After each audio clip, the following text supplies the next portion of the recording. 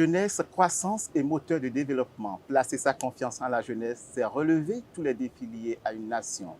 Le gouvernement béninois, l'UNICEF, l'UNFPA l'ont compris et c'est pourquoi ils ont délégué 4 jeunes béninois pour les représenter à la COP27 ici en Égypte à Sharm el-Sheikh. Je reçois dans ce premier plateau 2 jeunes béninois, le consultant junior en eau et changement climatique, Daniel Dayon. Bonsoir. Bonsoir. Merci d'avoir accepté notre invitation. Merci à vous. Et à ma droite, nous avons Maïmouna Adamou, spécialiste sur des questions liées à la justice climatique. Madame Maïmouna, merci d'avoir accepté notre invitation. Depuis quelques semaines, vous êtes ici à Sharm el-Sheikh pour participer aux activités de la COP. Dites-nous, Madame Maïmouna, quelle est votre expérience de cette COP? Merci beaucoup, Monsieur Alaye. Je dirais que c'est une belle expérience, j'apprends beaucoup, je rencontre beaucoup de personnes et déjà je dirais merci au gouvernement du Bénin, à l'UNICEF et à l'UNFPA pour l'opportunité qu'ils m'ont donnée d'aller apprendre, de renforcer mes capacités en question de justice climatique, en question de lutte contre les changements climatiques et tout ce qui est rapport aux négociations.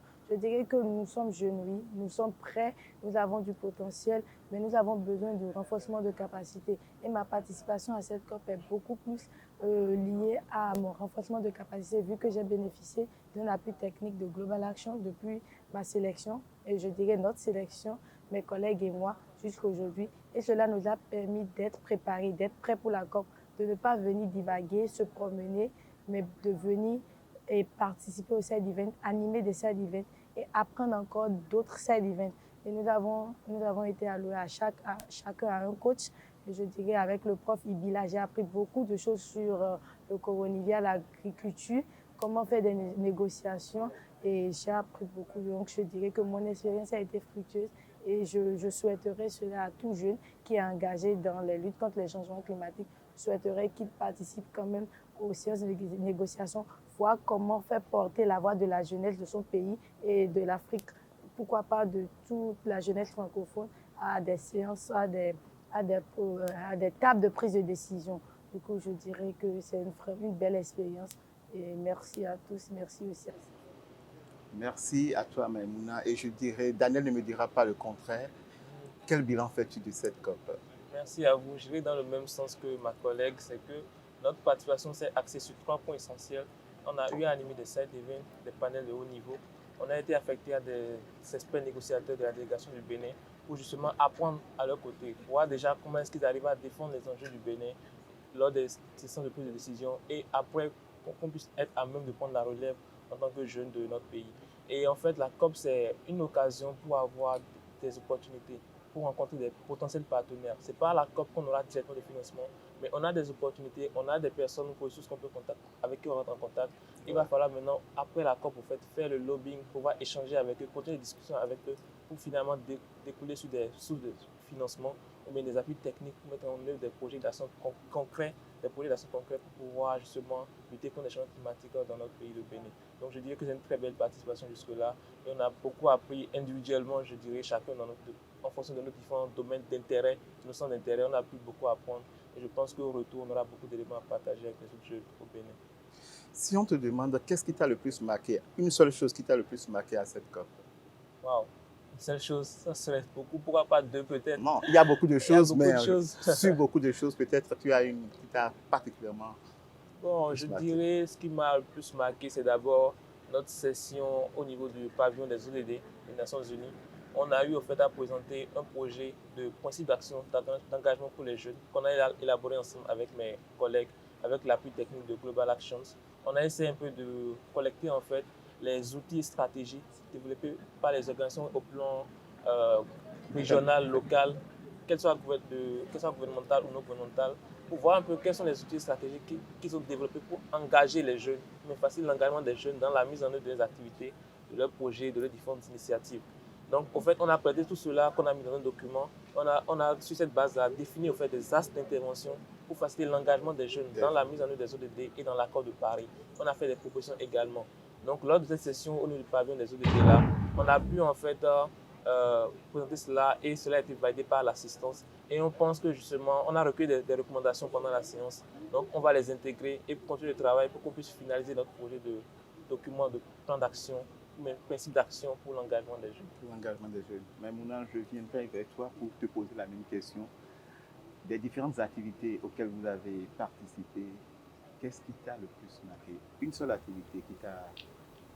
Je dirais que c'est notre side event au niveau du pavillon de la francophonie, au niveau de l'OIF. C'était notre premier side event. Je dirais, comme le dit bien ma collègue Ariane, c'était notre baptême de feu. Donc, on est venu, on a animé sur l'autonomisation pour l'action climatique et le genre. On a eu à ressortir toutes les inégalités qui sont dans la lutte contre les changements climatiques en prenant en compte le genre, les communautés de première ligne. On a pris en compte la jeunesse, toutes les thématiques qui nous concernent et qui concernent la jeunesse, le monde entier pour la lutte contre les changements climatiques, l'eau, la justice climatique, le genre et tout. Ça m'a principalement marqué puisqu'on ne s'y attendait pas et des gens sont portés beaucoup d'intérêt et ça a donné ses fruits, je dirais, parce qu'on a eu à apporter quelque chose de nouveau dans la vie des jeunes qui étaient sur le pavillon. Donc ça m'a principalement marqué. Et quelles sont les résolutions, mais quels sont les engagements après COP que tu as déjà pris? Les engagements après COP que moi principalement j'ai pris, c'est déjà faire un brainstorming, me corriger dans tout ce qui est lutte contre les changements climatiques, de corriger, de revoir mes engagements, rehausser maintenant mes ambitions en ce qui concerne la lutte contre les changements climatiques. Avec mes collègues, nous aurons à quand même faire des restitutions aux jeunes de notre pays, le Bénin, faire des restitutions, pourquoi pas aux jeunes du monde entier, pour leur dire ce que nous sommes allés faire à la COP, les décisions qui ont été prises et ce que la jeunesse, la place de la jeunesse dans les instances de prise de décision et dans la lutte contre les changements climatiques. Qu'est-ce que nous devons faire? Si nous devons sauver la planète, si nous devons laisser un héritage aux générations futures, qu'est-ce que nous devons faire d'ici 2030? Où allons-nous et vers quoi devons-nous nous tourner? Donc, ce sont les résolutions que je suis en train de prendre là maintenant. Et je pense qu'avec mes collègues, nous aurons beaucoup de projets à mettre en œuvre dans notre pays, le Bénin, pourquoi pas dans le monde entier, et pour pouvoir lutter contre les changements climatiques, adapter nos communautés de première ligne face aux effets néfastes du changement climatique. Cher consultant junior, l'après-COP, c'est quoi déjà chez toi? Merci à vous. Je dirais que d'abord, comme Maïmouna l'a dit, on a eu à suivre des thématiques spécifiques lors des séances de négociation. Et pour moi, c'est celui en lien avec l'article 6 de l'accord de Paris. Et cet article-là, en fait, c'est un article qui est un enjeu crucial pour le Bénin parce qu'il traite des marchés carbone. Et quand on parle de marché, c'est au fait le premier qui sera sur le marché sera celui qui fera le plus de bénéfices, mais qui pourra en fait plus tirer profit de ce marché-là. Et cet article-là, en fait, est assez, pas complexe, mais demande beaucoup de lecture, beaucoup de méthodologie. Donc je pense que déjà avec cette participation-là, j'ai beaucoup plus appris sur les mécanismes et les enjeux en lien avec cet article, avec l'article de l'accord de Paris. Donc c'est maintenant poursuivre en fait à mieux m'approprier ce contenu, à pouvoir justement continuer à voir comment est-ce qu'on peut l'implémenter de façon concrète au niveau du Bénin. Et aussi, comme on l'a dit, en fait, partager les connaissances, mon expérience de la COP avec d'autres jeunes béninois afin de susciter leur engagement dans la lutte contre les changements climatiques. Chers invités, Maïmouna et Daniel, merci d'avoir partagé vos expériences avec nous. Le deuxième plateau s'ouvre et je vais recevoir Ariane Roisset et Rachad Sanoussi.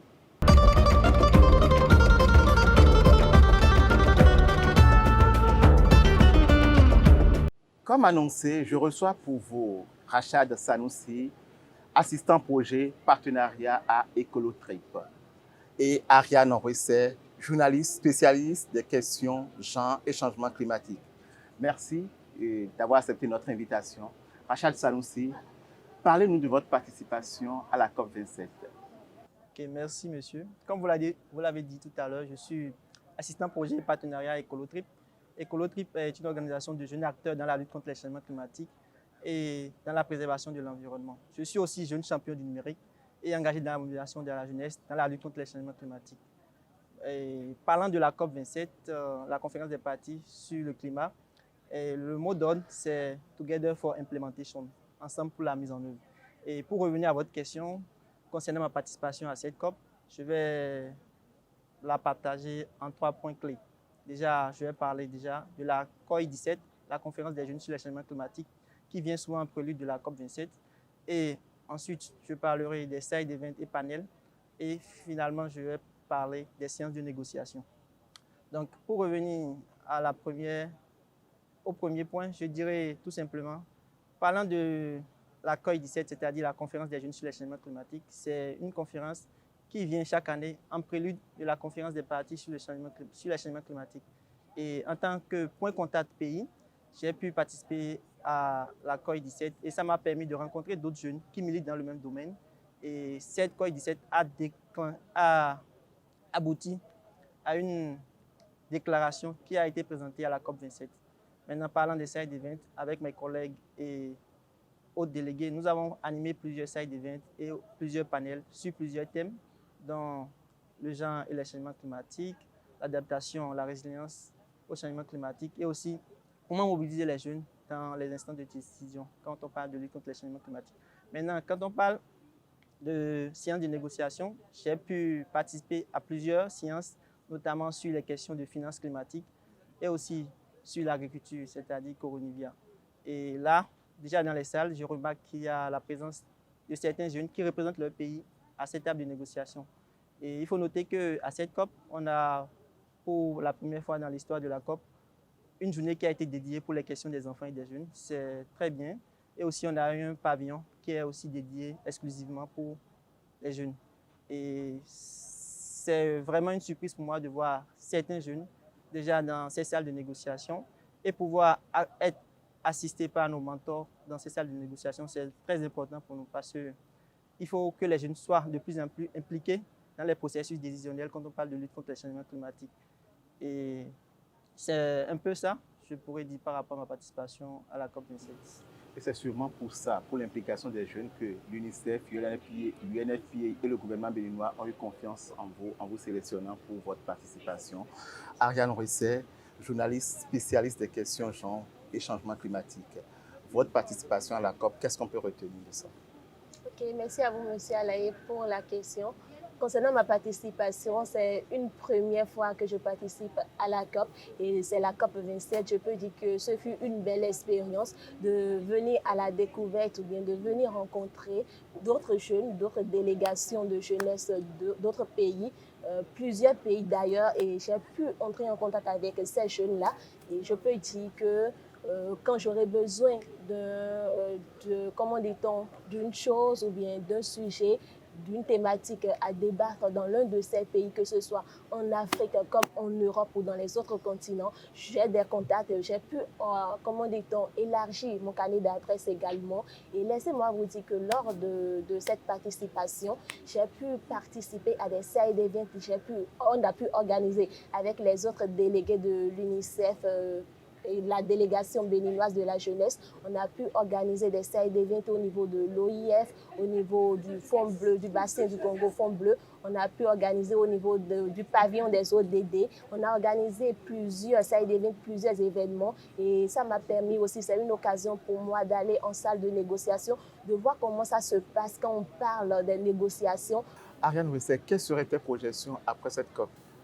Ok, merci à vous. D'abord, je vais commencer par dire que cette COP fut pour moi un terrain d'apprentissage. Quand je parle d'apprentissage, j'ai été informée et formée. Et parlant de formation, je remercie Constance Geneviève, présidente fondatrice de l'association Global Action, qui a été de nos côtés, qui nous a coachés jour et nuit durant toute cette période-là. Et je peux dire maintenant que je suis mieux outillée. Et quand on parle des négociations, quand on parle du genre et les changements climatiques, que je peux plus m'affirmer, je peux plus parler de ça.